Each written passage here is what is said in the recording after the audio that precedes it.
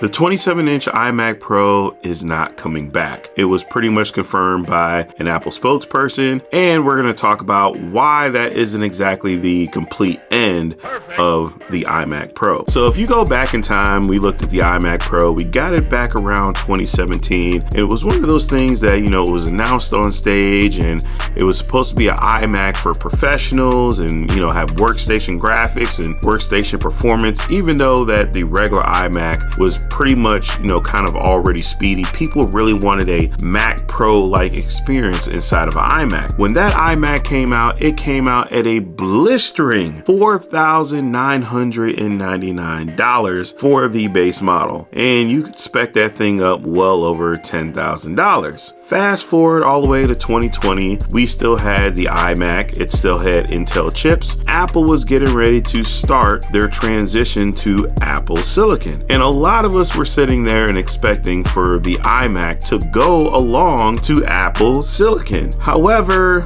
it was discontinued. It never reached Apple Silicon. It never got an M1, an M2, and it never even got the M3. What we got instead was a redesigned iMac, which instead of it being 27 inches or 21 inches, came in at 24 inches, and it had the base model M1 in it. And for whatever reason, we didn't get an M2 version of it, and then just recently we got an M3 version of it. And this version of the iMac is pretty much the same as the original M1, except it just has an M3 chip. So a lot of us are thinking, where is this 27-inch iMac Pro? Because Apple made the promise that they were going to do their 2-year transition from Intel to Apple Silicon. And there's a lot of people out there that really did like the iMac series. It honestly was a good in-between having, let's say, like a MacBook Pro and having a Mac Pro. That iMac Pro kind of fit in there. Apple, somewhere along the line, decided that, you know what, we want to go with the M1 or M2 Studio route. At that point, it says, well, where do you fit in the iMac Pro?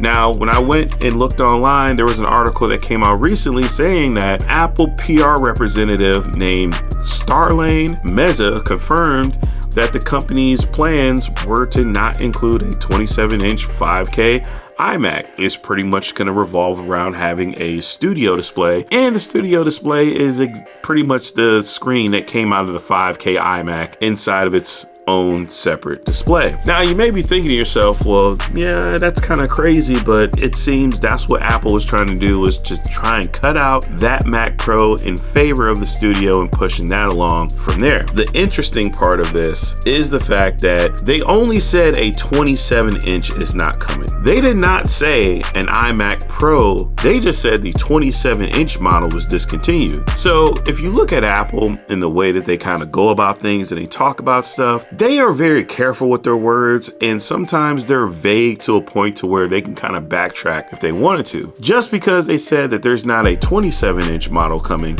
doesn't mean that there isn't a larger model coming. Now, if you look at the recent past through stuff through Ming-Chi Kuo and Mark Gurman, both of them have alluded to a iMac coming out that would be over 30 inches. There won't be a larger iMac at this event. That will happen at the tail end of next year or sometime in 2025, I'm told.